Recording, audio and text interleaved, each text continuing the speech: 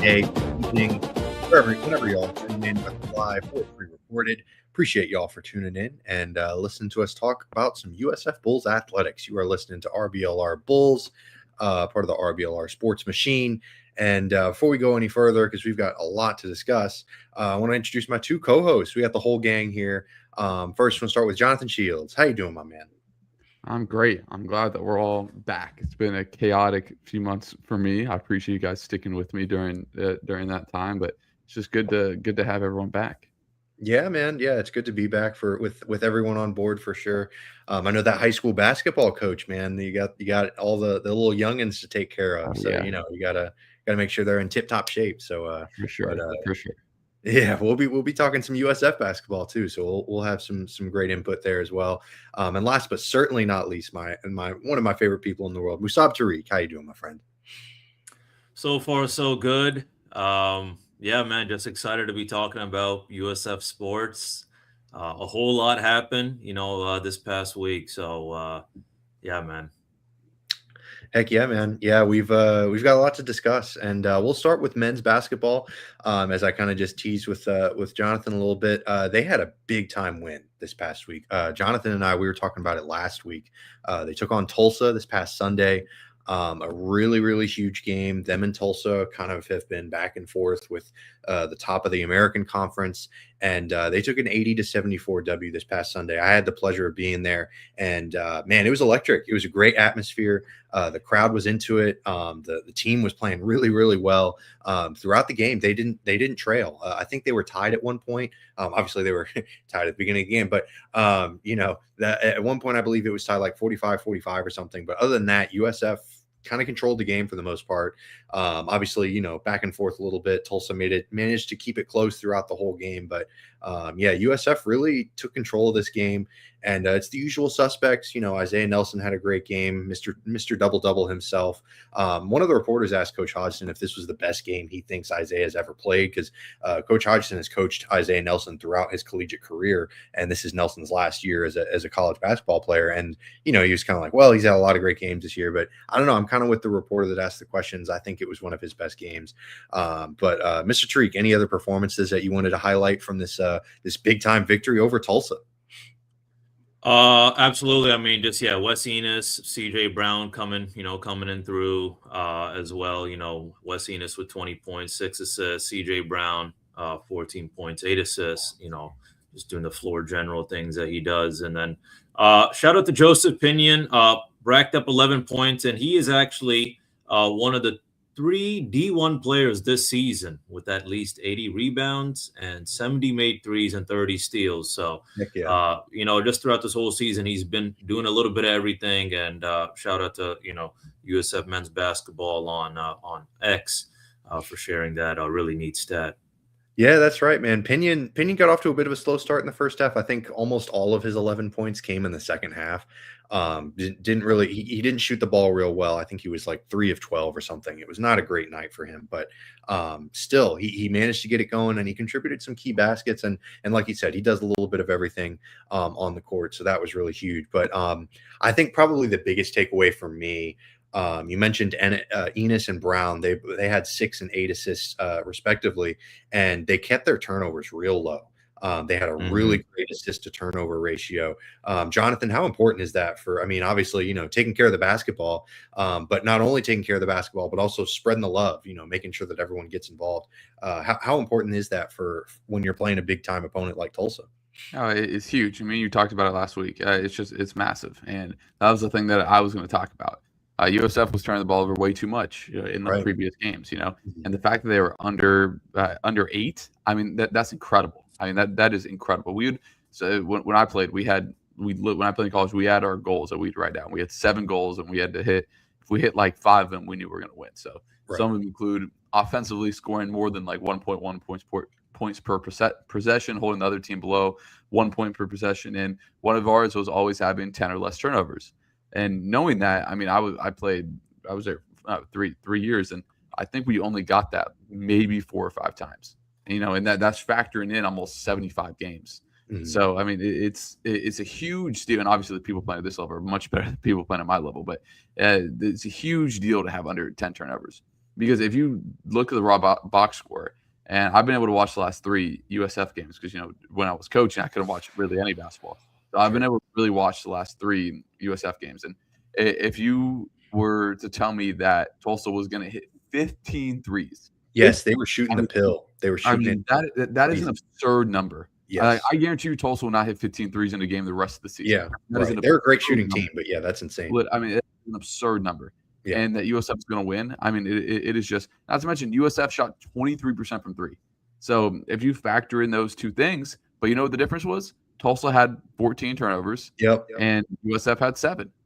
That's where you get those points back. So massive win. One that they had to have. And, it was a closer win. Again, we talk about USF struggling with turnovers. They didn't have those late game blunders that we've seen recently. Right, so the backbreaker. I'm not going to say only positives came from this because USF's got to shoot the ball better consistently if they want to go far and eventually get the automatic qualifier going into March. But, man, I mean, this answered potentially, let's see if they can do it against Wichita State and then kind of going forward, potentially a ton of questions we had about this team, ball handling wise, and just protecting the basketball.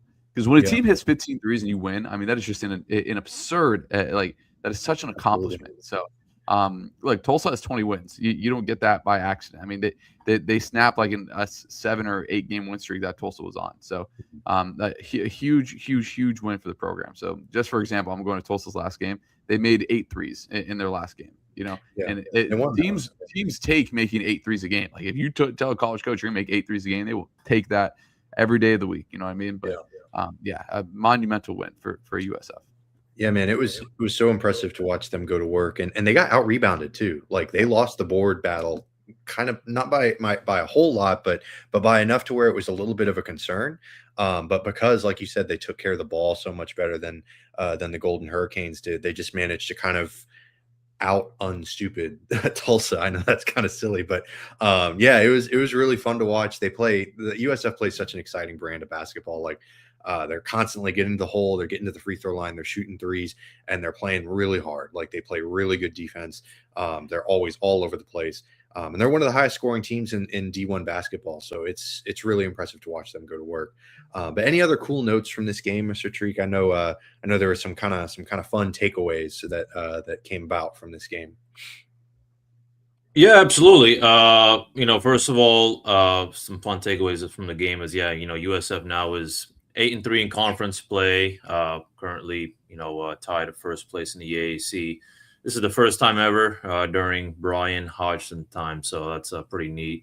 And I just wanted to say, USF never trailed, during the whole game. And at one point, I think it was the beginning of the game. I think thankfully, and I think I remember even the commentators were saying it as well, which was USF just came out on a really hot start compared to compared to Tulsa. So I think that's how we were able to really kind of get the win, because I mean things changed a little bit later on in the first half and the second half. I mean, for the most part, we put up a great fight and we got the job done as well. So that's all that matters. But doing a little bit of everything. We got an 8-2 record now at the Yingling Center. This is the 4th time in program history that this team has had a 7-3 better conference start.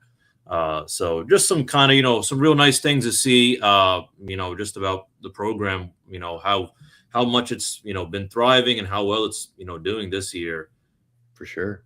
Yeah. I mean, you mentioned that hot start at the first half, and they had a hot start at the beginning of the second half too. Like they really started each period out on a really good note.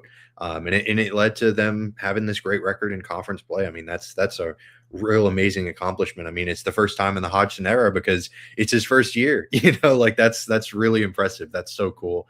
That, he's come in and taken over from a program that was in a good spot already, but he definitely didn't screw it up, and there's something to be said for that. And I feel like he's definitely taken it the next step, and it's really been huge.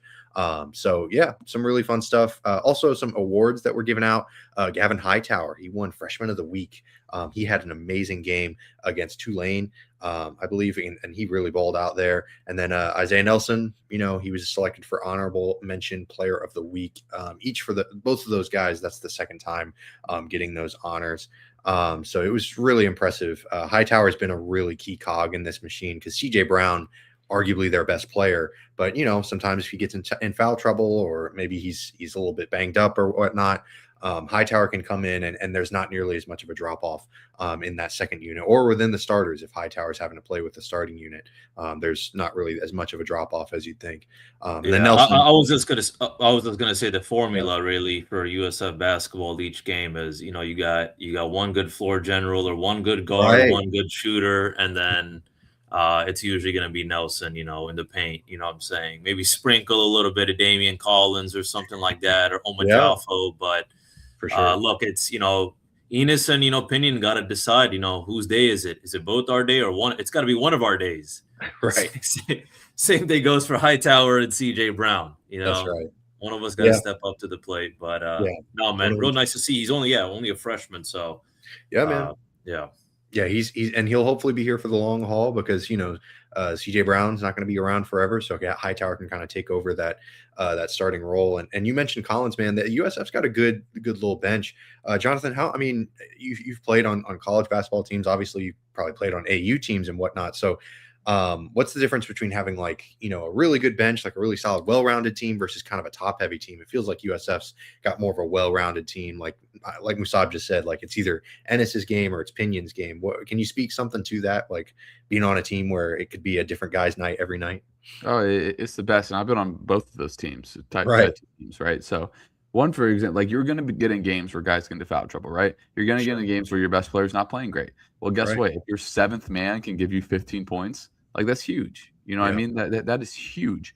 And so I'm a big college basketball nerd. I know that's something you guys probably don't know about me. So I'm on Ken Pom, Bart Torvik, Evan Mia, all the time. So USF is up to 65 in Ken Pom. Like that's fantastic. I mean I for a mid-major. Let me just tell you some teams that are ahead. They're ahead of Ole Miss, who's in the Sweet 16 last year. Northwestern, Cal, Syracuse, Arizona State, Colorado, Stanford, Creighton, who has been a second weekend team for the past however many years. They have one of the best coaches in the sport.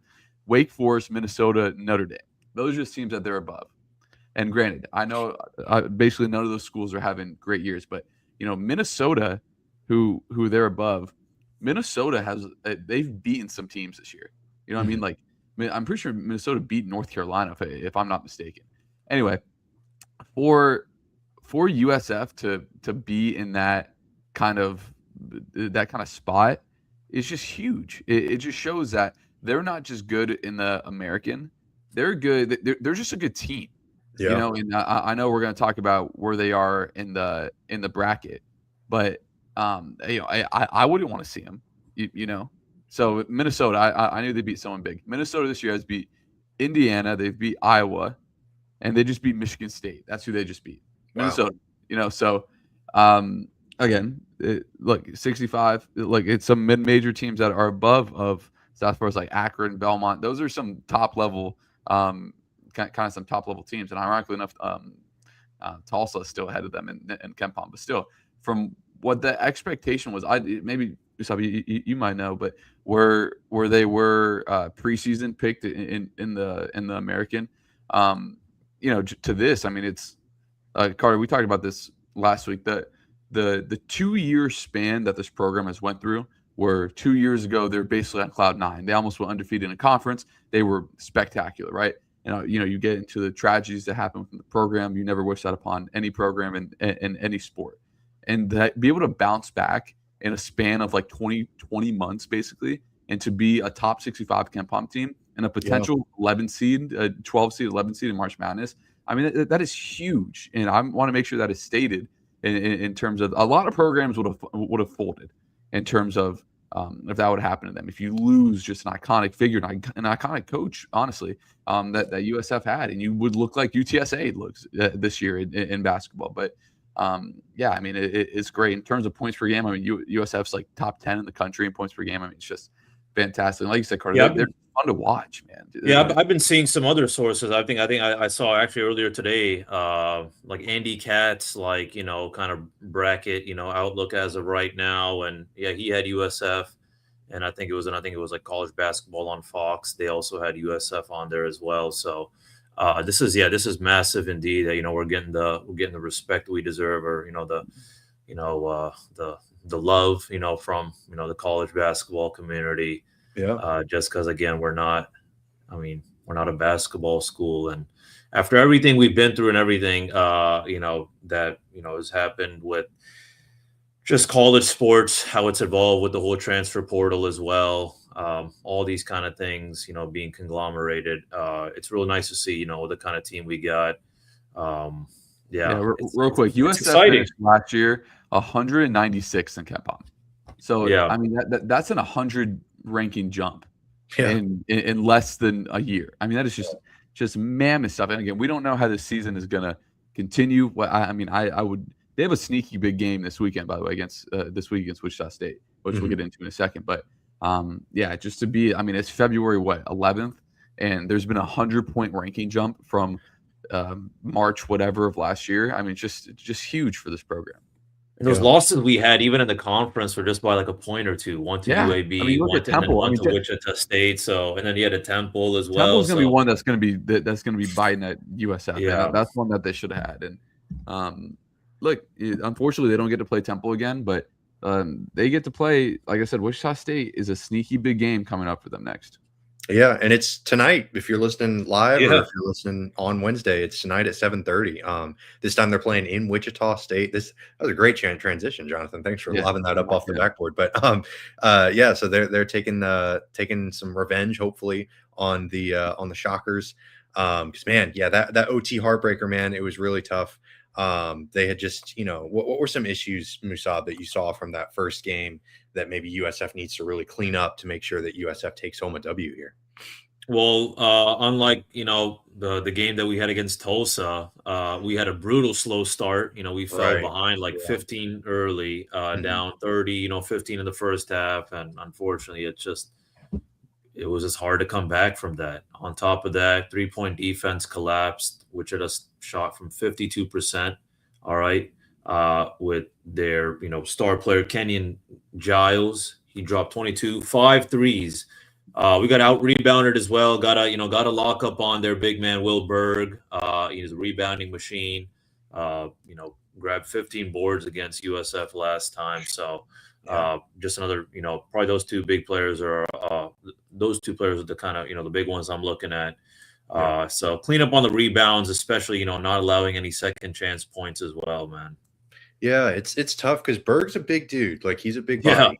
He's a big fella. He can really be physical on the glass and be a really big factor for this Wichita State team. But I don't know. I'm fairly confident that taking on a team, the second time, even if it is on the road, I feel like USF might have a little bit of an advantage. Jonathan, maybe you can speak to that. What was your mentality when you were playing college basketball? If you all played a team for a second time, was there kind of a familiarity effect? Like, if you had won the first game, did you find it harder to win the second, or vice versa? Like, if you lost, maybe you find it easier to win? What are your thoughts on playing a team a second time? It's all personnel based. There are some teams that we'd love playing 2 times just because they didn't match up with us. Right. So in terms of if it was a close, if I'm USF, I'm ecstatic. I get to play Wichita State again. You know what I mean? Because that's a game that they should have had. Like Musab said, you get down 15 in the first half and you end up losing only by 1. I mean, this is a huge game for USF. I mean, I would dare say if USF wins this game, I would be very confident saying they're going to win the regular season title for the American, at least have a share of it. That's how kind of big this game is. But in terms of like a scout or anything, playing a team a second time, you have familiarity because their sets, right? Their go-to sets. Their personnel. It's no one different. Like you said, we already went over 2 of their guys to look out for. So, but in terms of playing on the road, we always said to play on the road, you have to play 5 or 6 points better than if you were to play at home, if that makes sense. That's interesting. Because you're not going to get the whistle. You know what I mean? So a lot of our road games were in Wisconsin when I played, And when we went to Wisconsin, we knew we weren't going to get the whistle. You know what I mean? So you got to play 6 points better than you would at home. And the way USF's playing right now, I think they're more than willing to do that. And again, that's not the case for every game, right? I'm a Florida fan. Florida played at Texas A&M this weekend. Texas A&M started the game shooting 1 of 24 from the field. So, a lot of that was on Florida's defense. But, in big games like this, yeah, you got to play about 6 points better than you would at home. So, and I think USF's very capable of it. I love that we're putting exact numbers to this stuff because that's fascinating. Oh, yeah, it was discussed. We talked about all of this. I mean, literally, there's data for us that showed it's like if we scored at so synergy is a big thing in college basketball. Sure. You can watch any team in the country on synergy. So with my synergy account, I can watch Benedictine, I can watch Duke. You know what I mean? It's and you can go deep into it. It's like, okay, if we score at 1.2 points per possession, we're this much better and we have this much more likelihood of winning. You know what I mean? So there's stuff that is definitely sounds like PFF for college basketball. And I'm not even a big analytical guy. But it's that's why I said for us, because we were always a big team. We started 3 bigs a lot of time when I was there. So if we hit 8 threes in a game, we were winning that game. It was very rare to have a team kind of beat us if we shot that well from 3. Johnny, I got to tell you, you're kind of sounding like an analytics guy. You're speaking my language. I love it. Yeah, I love it. But, I'm all about you still got to go put the ball in the basket. Of course, it's all about the guys on the court. But yeah, I mean, I'm definitely more analytical in basketball than I am in football. I see a guy shoot a heels on 3-point line jump shot. I'm like, that is the worst shot in basketball. You cannot stop taking those shots. Oh man, death to the mid range. I love it. No, not death to the mid range. Death to any mid range pass and elbow pull up jumper. So if you're taking a heel, any young basketball players out there, if you're taking a heels on 3-point line mid range jump shot, I guarantee you, colleges don't want you. Yeah. No, it's death to bad shots. That's really the more appropriate way to inefficient shots, if you will. No, I love it. I love it. It's fantastic. Because I've been trying to get into. There's the mid range theory is a book that I read, and it kind of got into some of that stuff where using the NBA as an example, Kawhi Leonard taking a mid range shot, cool. Brandon Bass taking a mid range shot. What a pull, by the way, Brandon Bass. Come on. Well, that was one Kevin Durant shoots 62% from mid range. Exactly. Some people don't even shoot that at the rim. You know what I mean? So there's levels to it to back that up. Yeah, it's basically just trying to say, hey, don't take inefficient shots, which shouldn't be a groundbreaking concept, but for some people it can be kind of a little weird. But anyways, so that's our advanced analytics basketball here at RBLR Bulls. No, I'm playing, but the men's basketball team, man, they've got a really big game tonight. So tune into that one. Wichita State, it should be a good one. And moving on to women's basketball, they also had a big time W this past week, except this one much more of a blowout. They took down Tulane 85-53. The poor Green Wave, man, they're struggling in men's basketball. They're struggling in women's basketball. They're just having a tough time of it. Carla Brito, my goodness, 13 points, but 19 rebounds. Whew, she was putting it up. She also had 5 assists. That's really impressive stuff. And then Stephanie Ingram, 14 points, 9 assists, and 3 steals. Laura Maputo, 14 points and 2 blocks. Just some insane performances really across the board. Mr. Treek, were there any other performances you wanted to highlight, or any highlights from this game, or fun facts or anything like that? Because this was a big victory. You beat a team by 32, a conference game. Whew, man, that's intense. Yeah, man, Eden Battle, came through as well. 14 points, 3 assists, 2 steals, and then Jelena Belajic, their 3-point sharpshooter, racked up 13 points, 4 assists. But the big things were Carla Brito's 16 defensive rebounds tied USF single game record. Ooh, okay. This was previously set in 2016 and then back in 1999. And then also shout out to Katie Davidson with her 13 points, now surpassing 1,500 career points. Hey, a big USF milestone for Katie Davidson. And it was just a phenomenal game. I mean, USF dished out 25 assists on 32 of their made field goals, a dominant start, opened the game on a 16-0 run, led by 25 at halftime. They're 11-3 at home now this season, 5th consecutive win in Tampa. So, another kind of, a home field a home court party for our men's and our women's team. So, that's great, man. And a little special. I feel like this doesn't happen too much. I can't even remember if we've already had it this season, guys. But tonight, the women's basketball team plays as well. Yeah, they're going against Tulsa, who's number 3 in the AAC. So that's gonna be it's gonna be a fun game or a close one. yeah, man. Tulsa and USF, they're right next to each other in the conference standings, 3rd and 4th. USF is 4th. So that'll be a really, really, really big time game. I hate to kind of go back to the men's team because women's are their own thing, but they're kind of having similar schedules right now. The women's team beats the crap out of Tulane, then they got to play Tulsa. So hopefully it'll go similarly, and USF will be able to have a big time victory against Tulsa as well. But getting back to the Tulane game just for a second, I wanted to touch on it before we moved on. Jonathan, the men's team does this really well too, but it seems like the women's team has been doing this just the same, not overlooking the small opponents, not overlooking, like it could have very easily been one of those games where, oh, well, it's Tulane, who cares? We have Tulsa next. Like, let's focus on Tulsa. But no, they took care of business against Tulane. How hard is that to do in college basketball? Like to look at the bigger opponent and then overlook the smaller one and potentially, lose one of those trap games. I know that's kind of a sports in general thing, but how hard is it specifically in college basketball to execute that kind of game plan against a weaker opponent? Yeah, I would say it's difficult in some capacity, but USF's coming off of a loss that they shouldn't have had against ECU. Yeah, and if they win, we talked about this last week. If they win that game, they're really in a position to get like a top 3 seed. Right. Conference, and they're still in position to potentially do that. But I lost ECU. I mean, there's a point. I was like looking at the probability on ESPN. They had like 96% chance to win midway through the 4th quarter. Yeah, that's a tough loss. So I felt bad for whoever they're going to play next. It just happened to be poor Tulane, who was going to feel that wrath of being upset about that ECU loss. But I wouldn't say it's difficult. Look, if your team is made up of the right stuff, then you don't really overlook anyone.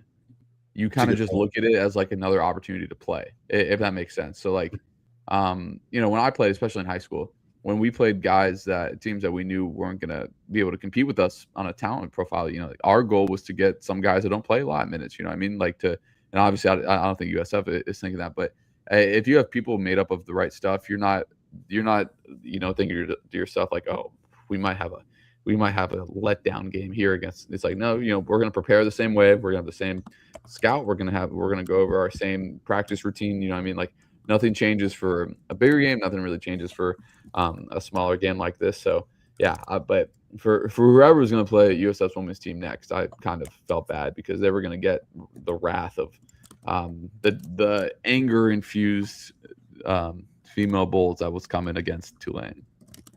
Yeah, I mean, that's a good point. When you're coming off an awful loss like that, that's definitely a good point. Like you're not overlooking anyone when you just lost in kind of embarrassing fashion, frankly. That ECU game, man, it was a tough thing to watch for sure. So it was good to see them bounce back.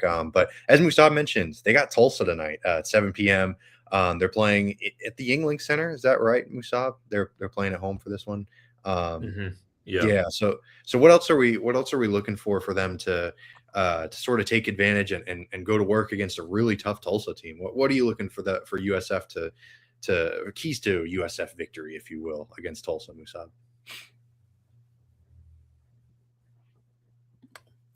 Yeah, probably the big thing is we got to look out for their 2, or actually 3. I want to start off with, first of all, Maddie Cartwright, top scorer, 2nd in the AAC in points per game. Then there's Hannah Riddick, another primary scorer, ranks, just kind of up there in the, AAC ranks. But the other one is, be on the lookout for Dora Toman. She's kind of the one who, makes it happen behind the scenes with the assists and steals. And other than that, though, I mean, as easy as it is to say this for men's basketball and women's basketball, I mean, we have to be on, we got to be, playing smarter overall. It's just too much sloppy play. I see it more for the guys. They just try to get saucy with it.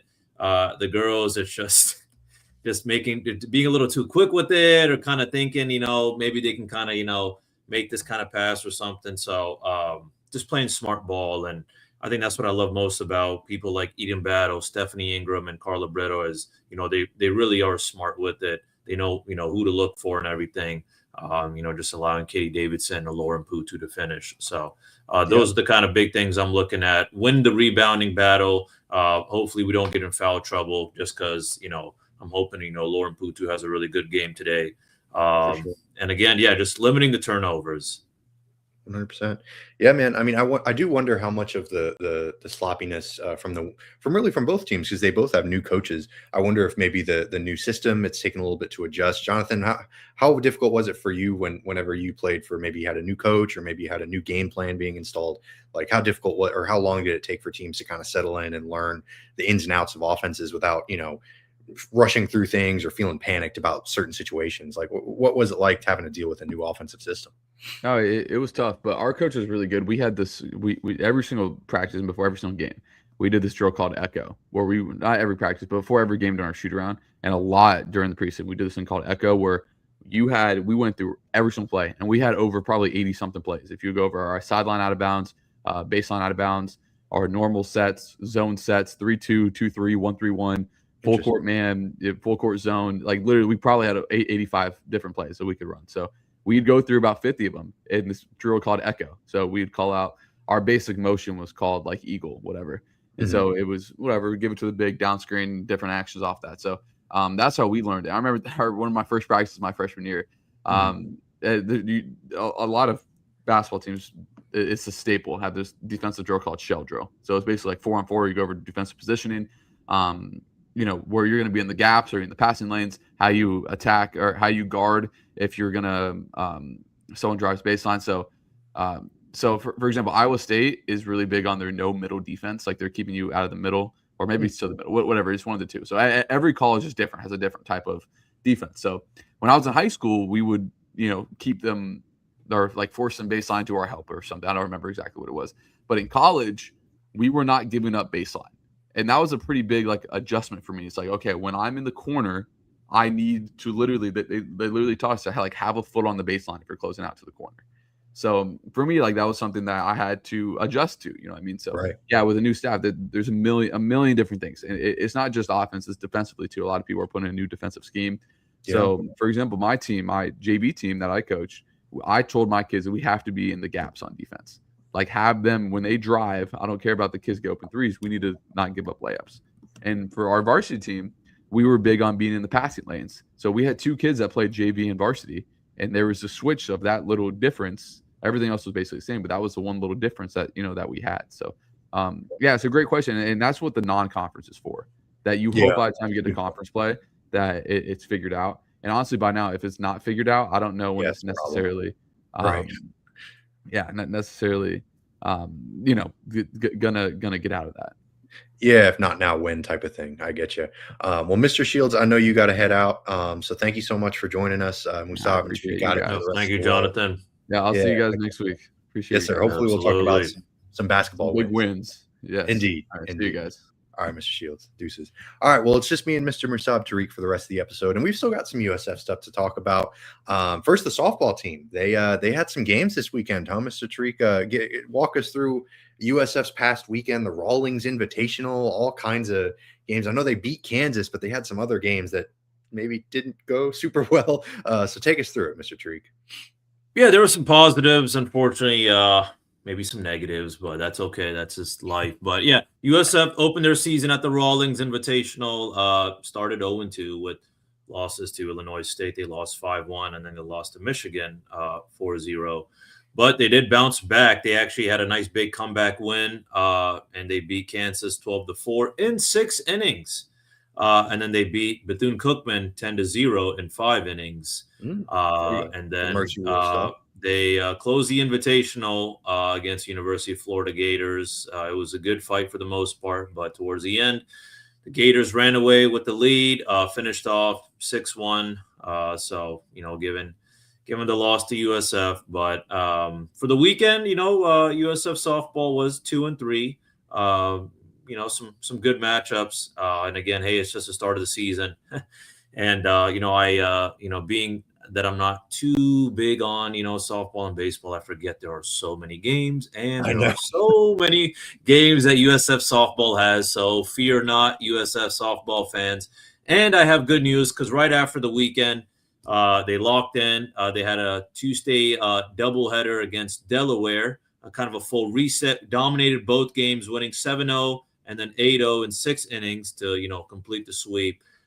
So now USF will be hosting the Fonseca Memorial Tournament.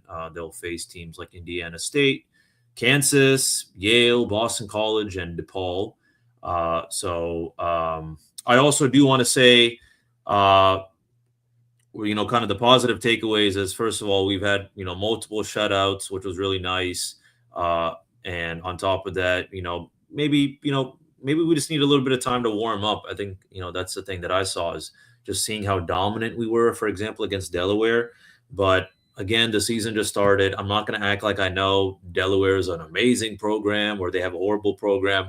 I don't know much about Delaware's program, but just to see how dominant we came out for the start of the season was real nice. And this was kind of a learning lesson for me, because I was like, wait, we only played Bethune-Cookman like for 5 innings. Well, it's because the whole kind of the whole run rule. We had 3 run rules this weekend, just kind of showing, the serious offensive depth we have. So there's a mercy rule in NCAA softball that if you're up 8-0 after 5 or more innings, the game concludes. So that's why some of these games, mentioned were 5 innings or, 6 innings. So anyways, USF softball is on to a nice hot start. Face some real good teams, in the beginning of the season. We'll see how, the rest of the season goes. But, hey, man, Yeah, some fun stuff for sure. We'll have to keep monitoring the softball team, because Coach Erickson does a great job with that squad, and like you said, the pitching staff, they're looking pretty tough. Having some early mercy rules, that's kind of fun. So we'll see how it goes. The baseball team also gets their season started this weekend. They're taking on Illinois at home, the University of Illinois, the Fighting Illini, if you will. So that's going to be kind of fun. And then they take on North Dakota State also at home. Those are each 3-game series, or excuse me, the Illinois series is 3 games. North Dakota is just 2 games, but definitely something to watch, definitely something to monitor moving forward. And we'll have a bit more information on the baseball team as their season progresses as well. But the lacrosse team, they also managed to jump out to a bit of a big season opener, huh? They took down Niagara 20-5. Really impressive stuff. They jumped out to a 6-0 lead in the first quarter, kind of cruised from there. They were 12-4. They were up 12-4 at halftime, and they just kind of kept dominating from there. So it was a really impressive victory from the women's lacrosse team. Who are some of the big time performances? Maybe some key takeaways from this lacrosse game this past weekend, Mr. Streak? Yeah, I mean, just an absolute dominant win. The USF lacrosse program had a great year last year, and looks like they're about to have, a darn legendary year this year as well. Yeah. A couple of goals from everyone, from Elise Grissett, Ava Uphughes, Sophia Chepanik, and Caitlin Tartaglione. And actually, shout out Elise Grissett, who was the American Conference Attack Player of the Week. 6-goal performance in a season opening win. So she also tied the school record for goals in one game. So it makes you think, we're starting off our season with records being tied. That's and right. Just such a massive win. But the fun continues. We do face Michigan at home on February 15th. So that's going to be on Sunday. I was going to say Saturday, but it's Sunday. But no, man, it was great. I mean, we were just amazing. It wasn't like we were just kind of lucky. I mean, we fired up 49 shots compared to 17 for Niagara. We dominated on the draw controls, winning 20-7 on those. We forced 23 turnovers, only gave it away 14 times. Scooped a lot more ground balls. So we were just doing it all. But I'd probably just take this as a nice warm up win. Kind of just seeing the vibes on X. Coach Mindy McCord and a couple of other people are active on X to kind of give me the vibe as to how big this is. But based on what I'm seeing, it seems that this game against Michigan is going to be much bigger. From what I saw wouldn't be surprised if we end up playing them again, later on this season. Yeah. Just because, we are a really good program, and it seems like, Michigan is too. So we'll see how that goes. Fingers crossed the girls, come out with a win. But again, just, I think what I love most about all USF sports is the opportunities we have across all the sports: football, basketball, lacrosse, volleyball, to go against really good programs, to really see how we stand. And sometimes, we end up with the win. Like, I'll never forget, exactly where I was when we beat UF in football. You know what I'm saying? Or, even us beating Utah State and having an absolute, good game against Bama in basketball too. So we'll see how it goes, but I'm optimistic. No, absolutely, man. I'm right there with you. And it's going to be a lot of fun to sit back and see how this lacrosse season progresses. Michigan, man, that's such a big time performance, and to see it at home. If you're around and bored and looking for a looking for a fun time, hey, USF women's lacrosse team might be worth checking out. That does it for the lacrosse team, and now we've got track, and that's a lot. They had the Gainesville Indoor Classic, as well as the Windy City Invitational. My goodness, if I can speak correctly. So there was a lot to unpack from this past Windy City Invitational, which was February 6th to 7th.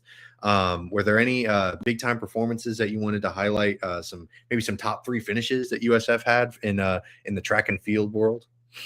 Yeah, absolutely. So on the men's side, from the Windy City Invitational, on the long jump, Alessandro Cardoso Williams got first. He got a personal record with 7.59 meters. Pole vault, Andreas Kreis got third place.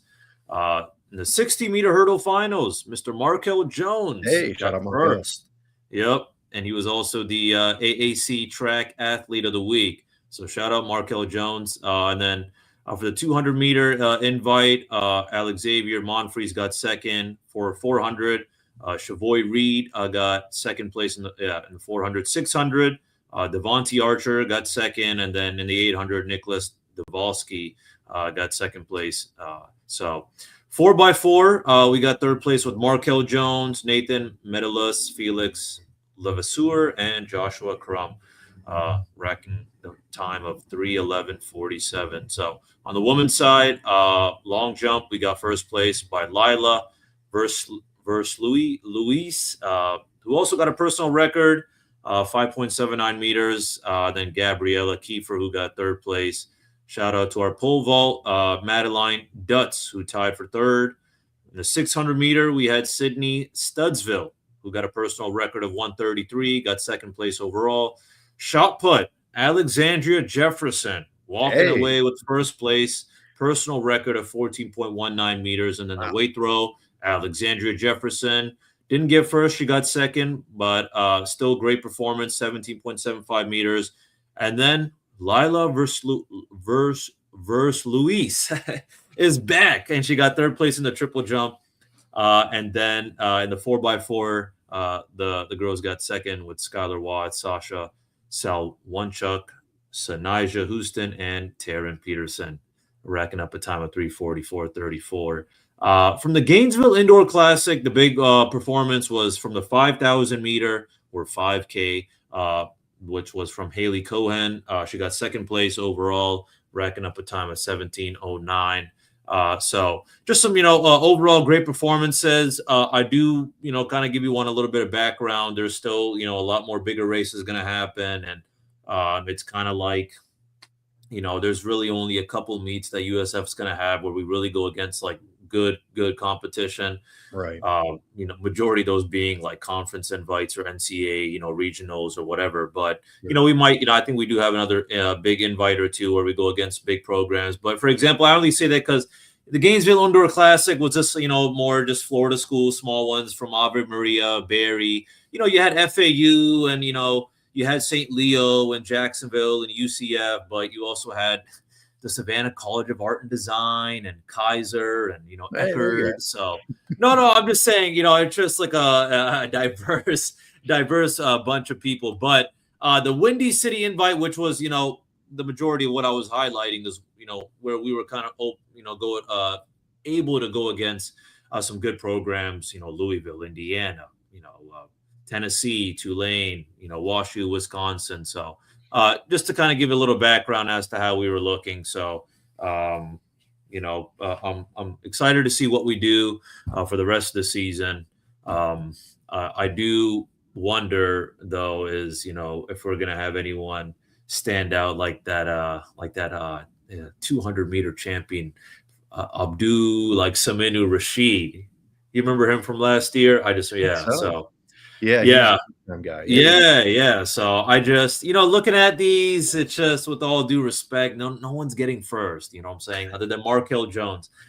So it's all eyes are on Markel Jones, if you ask me, with the track and field. But we'll see. You never know. Maybe our stars, just still taking rest, and he'll show up for NCAA outdoors and, obliterate the competition. You never know.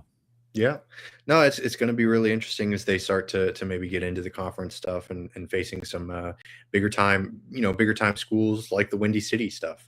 So it'll be a lot of fun to watch and see how Markel Jones does, because he seems to be kind of the rising star right now. But moving on to tennis, unfortunately, both the men's and the women's teams took L's this past weekend. It was tough. The men's team took an L against Miami. It was tight though. University of Miami, I mean, that's a big time school. Only lost 4-3, so it was a fight the whole way. Hugo Carr unfortunately fell 6-1 and 6-4. That one hurt me the most. yeah. Because when I saw our Isaiah Nelson. That's right. Yeah. He's the Isaiah Nelson of tennis, man. Yes. The Carla Brito of tennis. That's right. The Markel Jones of tennis. That's right. Yeah. So it was tough to see him fall. And he also teamed up with the Tor Danesi at #1 doubles, and their match went unfinished. So they showed up in singles. They had some big time wins against a Power 4 squad. It was really nice to see Elijah Cham.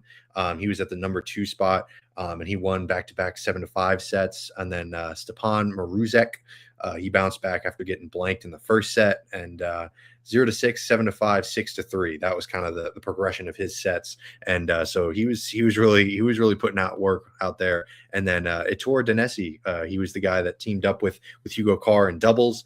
In singles, he was actually really, really good. Had a 6-4, 6-4 win in those sets. And then James Newton unfortunately fell in the #5 spot, but it was really close. It was in a tiebreak, a second set tiebreak. Really, really important stuff. So the men's singles team, man, they showed some real grit, some real depth, and it was really impressive to see them go to work against a really tough opponent in the Miami Hurricanes.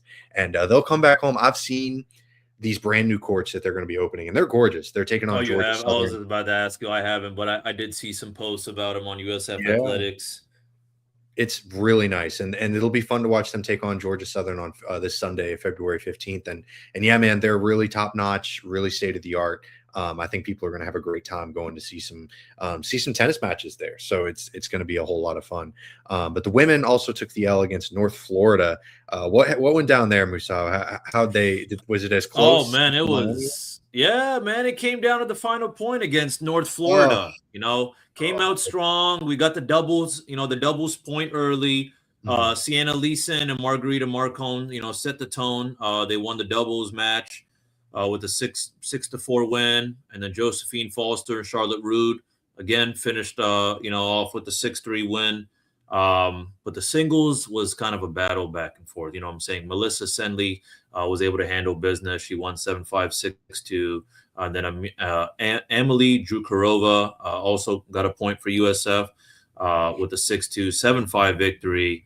But unfortunately, Francesca Miglio and Josephine Foster won playing singles, fought at the 3 sets, kept it tight, but unfortunately, took the L. So it came down to court 1 with Sienna Leeson, who took the first set 6-2, then dropped the second set 5-7, and then in the third set she lost in a tiebreaker 6-7. So I mean, this game was literally decided by by inches. You know what I'm saying? Tiniest by just exactly. I mean, this was you win games after 3 points won, it's 15-0, then 30-0, 45, and then you get a point, right? Then it's 1-0. But with tiebreaker, just first one to 7. Whoever wins 7 points. Mhm. So and then there's a lot of other factors like pressure as well. So Sure. it's all good. We put up a good fight. And I also just want to say, unlike football and basketball, tennis is a very international heavy sport. Yeah. You look at the best tennis players, and they're not from America. So you know what I'm saying? And it's just, I don't know how the recruitment works, but all I got to say is, the best ones don't even come to college. You know what I'm saying? Right. So it's these are just, that Spaniard who ends up, annihilating all the USF. He's probably like a backup on the Spain, national team or something. Because Sure. those guys, they play for the Rafa Nadal Academy. You know what I'm saying? Right. They don't go to college. So Right. that's what just makes it just so interesting with college tennis is, how recruitment works. Some programs are just more international friendly than others. Yeah. It is nice to know that USF is a very international friendly school overall, and we do Absolutely. have a lot of diversity on our roster. For the most part, that's what you're going to see from a lot of these big schools, is their best talent is their international students. Yeah, man. I mean, it's fascinating. I was at work at St. Pete College today, and we were talking about how international friendly USF is. Like, that's kind of their big calling card. So it's no surprise that that's how the tennis team operates. Because like you said, the best players are going to be coming from internationally. The American team falls a little bit behind in terms of tennis. But one final sport before we log off, we wanted to touch on the golf team. They opened up their season at the Jovita Invitational. Gunnar Green finished tied for 7th, 7 under par. He opened with a 3 under 69 and caught fire late. He got birdies on 3 of his final 4 holes. Then he shot 1 over 73 in round 2 to kind of remain in the mix. And then he had a 5 under 67 in his final round. Really, really nice job by him. He locked in that top 10 finish with that clutch final round. He really did a great job to finish out his performance. Matthew Joseph and Hugo Tramiter also competed individually as well. So yeah, the golf team also contributing some stuff, and we'll keep monitoring these other sports as well, because hey, they're just as important. They have a lot of people involved, a lot of great people involved. So we'll have to keep touching on them as the seasons progress. Anything else you wanted to touch on, Mr. Treek, USF athletics related before we log off, or?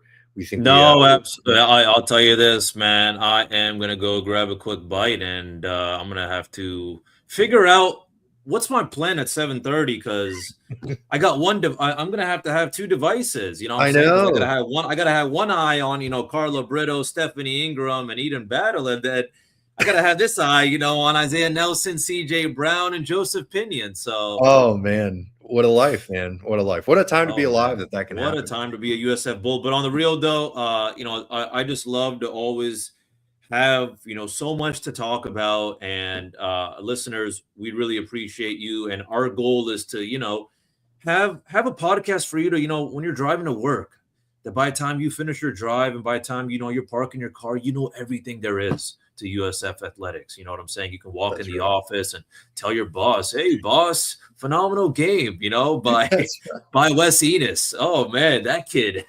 Oh man, what a play! What a play! That's right. Yeah. So even if it's bad, even if you have to tell your boss, man, the tennis team took 2 losses this past weekend. They were close losses though, so it's all good. But yeah, we really appreciate y'all for tuning in. Like Musab said, hopefully you enjoyed the episode and you feel more up to date with your USF athletics. Hit that like and subscribe button if you want to continue to be in the know. Really appreciate it. Hey, love the passion from Breeze. Thank you, Breeze. Appreciate it. Yeah. Hey, it's all Mr. Tariq. Honestly, he's the one. He's the one pushing all the buttons behind the scenes. Doing the Lord's work, man. That's right. Hey, man, when it comes to USF, brother, absolutely. But anyways, we'll be back next week, regardless of the outcome of these games tonight in the women's and men's basketball. And we'll be back with some more news on baseball, softball, and all the other sports we talked about tonight. So I'll see y'all then. Thank you to my wonderful co-host, Mr. Musab Tariq.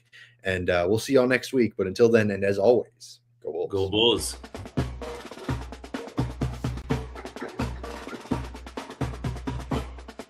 Thank you for tuning into this presentation by RBLR Sports.